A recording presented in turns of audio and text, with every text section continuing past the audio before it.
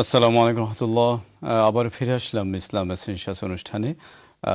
অনেক দর্শক আমাদের কাছে ফোন করছেন, অনেক বিষয় নিয়ে কথা বলছিলেন। আজকে আমাদের বিষয় হচ্ছে মেরাজ, কিন্তু তার আগে যাওয়ার আগে আমাদের কাছে একটা চিঠি আছে। আমি খুব দ্রুত চিঠি পড়ছি, ইনশাআল্লাহ শাহ মাদানি আনসার দেওয়ার পরে আপনাদের সাথে ফোনেও কথা বলবো আমরা।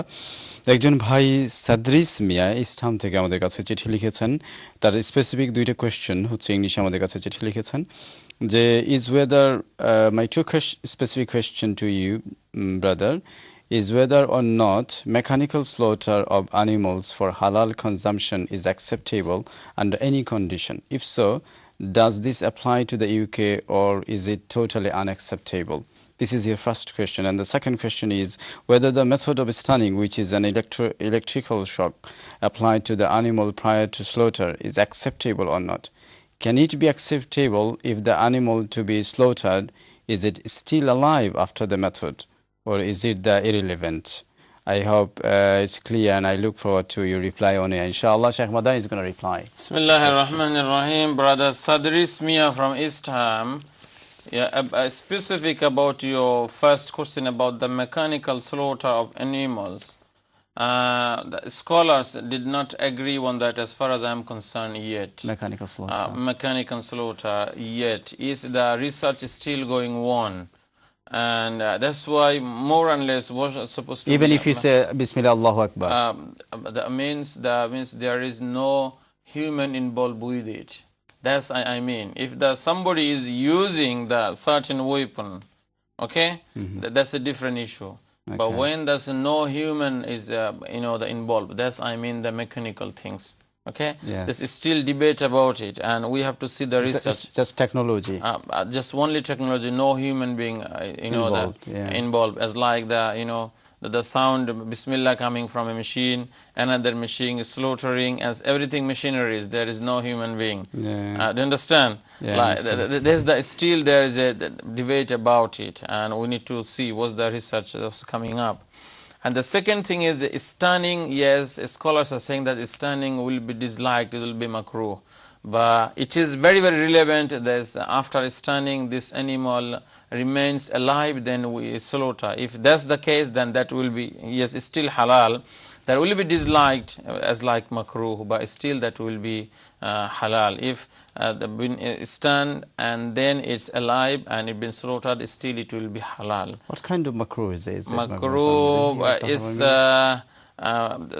some of the scholars saying makruh tanzihi, even some of the scholars say even tahrimi. There is debate. There is, but because one of the hadiths is saying this, we are not supposed to, create, the hardship for the animal you are slaughtering.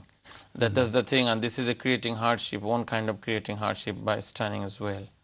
Oh. And this is the point of view. But still, if after stunning is alive and been slaughtered, that will be halal. Allahu a'lam.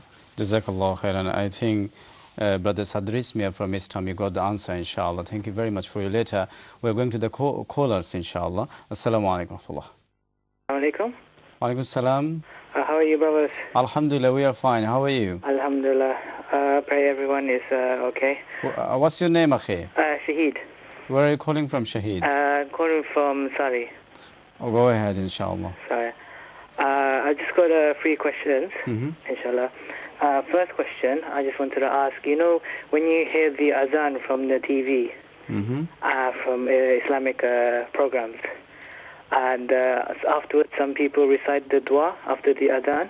Okay. Now, is this okay? Can you do this after, after hearing the recorded version of the azan on the TV, or is it prescribed only in the masjid or when you hear the azan? Very important question, brother. And second question, basically what it is, my mom and my dad have made intentions to go Hajj this year.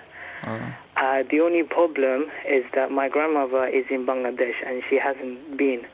Now, my mom is concerned that should we take my grandmother, tell her to go from Bangladesh to Saudi, and then we can link her up in Saudi Arabia and then perform the Hajj together? Or can we perform the Hajj and leave her in Bangladesh, or will she be upset? Would the Hajj be accepted? Right. Do you understand the question? Yeah, it's clear. Okay, and last point, I just want to remind the brothers and sisters, you know, when you mention like love marriage in Islam, that I just want to remind the brothers and sisters that at the end of the day, that we should fear Allah. And we should always be mindful that at the end of the day we are human beings and we make mistakes. And as long as we follow the Qur'an and Sunnah, then inshallah we'll be guided. Jazakallah, brother. It's a great inshallah, may Allah comment. unite the hearts of the Muslim Ummah and make us successful in this life and the hereafter. Barakallahu feek, brother Shaykh. Inshallah, I'll speak to you guys soon.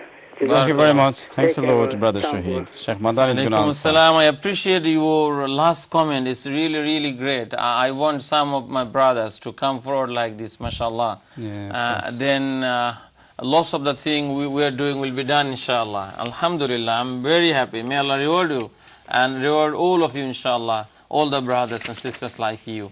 Your first question, when we are listening to azan from the TV or radio or anything, are we supposed to say the dua?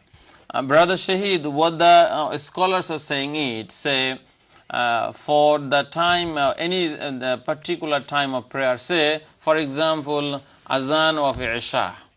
What happened, first of all, you are going to hear azan from your TV, then some of you have azan radio from the local masjid, you are listening to azan radio azan as well, and maybe you are hearing any other azan, 2-3 azan for the same time of the prayer. Whichever you hear first, then you respond to this one. As like if you are listening to the recorded azan of TV or radio first, you respond it. If you don't respond any other azan you are listening, like if you are in Dhaka in Bangladesh, maybe in the Fajr time, you're going to hear azan maybe 10-15 times, the masjid around, isn't it? Yeah. What you're supposed to do, the first azan you are hearing, you answer that and that will be enough, and do the dua, that will be enough for you. But responding azan, the main response is going to the masjid and praying. That's the practical response. But you know, the verbal response is saying whatever muezzin is saying, then they're saying dua Allahumma rabba hazihi dawati tamma. But still it's recommended, the first azan you hear for the certain time of prayer, you answer it, you respond it, say the dua, doesn't matter, is it recorded, or is it from TV or radio or from azan radio or from the real person as well. It doesn't matter. Wherever you hear first, you answer that and say the dua, inshallah, that will be enough. The second thing is, your mom and dad, they have done their intention for going for Hajj this year. It's great, may Allah accept their Hajj. Your grandma, she is in Bangladesh and she wants to go for Hajj as well. The thing we need to do is Hajj obligatory upon her as well? If it is the case, then you should try to arrange for her as well. But if the Hajj is not obligatory upon her, then if you don't arrange it, it does not matter for the time being. But for the moms, you know that we have to make our moms happy, our grandmas happy, then we may do it later on. But what should happen, before your mom and dad, they are going for Hajj, they are supposed to ask her permission and convince her and saying that, look, we are going this year, we'll try to take you in future if we can. And she should be making dua for them. Okay, that should be the case. That's why they should convince her. Or if it's possible for you to bring her from Bangladesh as well, link up there, that's even better, as you said. Then you see your available option, inshallah, then you'll work accordingly, inshallah. Jazakallah khair, brother Shahid from Sari. We make lots of dua for you, and you keep making dua for us as well. Jazakallah khair again.